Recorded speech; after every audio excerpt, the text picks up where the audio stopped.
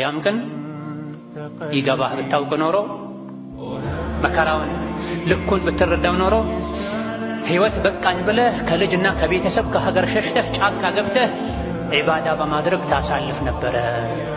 የቅያማ ቀን ከክብደቱ የመጣ ግዙፉ ትልቁ ሰማይ ተሰባብሮ ተሰነጣጥቆ የሚወገድበት ቀን ነው።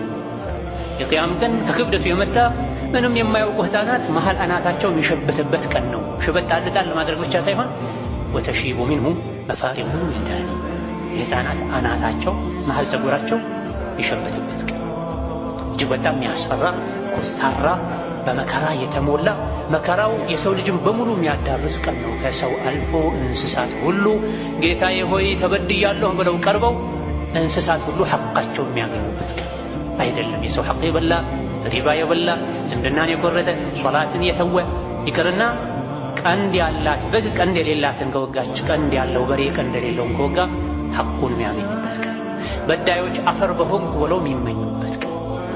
አላህ ተባረከ ወተዓላ ምድር ላይም ከምድር ስርም ስንኖር ከሚያዝንላቸው ባሮቹ ያደርገን። ዱንያ አኼራችንን እሱ ያሳምረልን፣ አሟሟታችንንም ሕይወታችንም እሱ ያሳምረልን። እኛንም ወላጆቻችንን አላህ ይማረን፣ ሀገራችንን አላህ ሰላም ያደርግልን።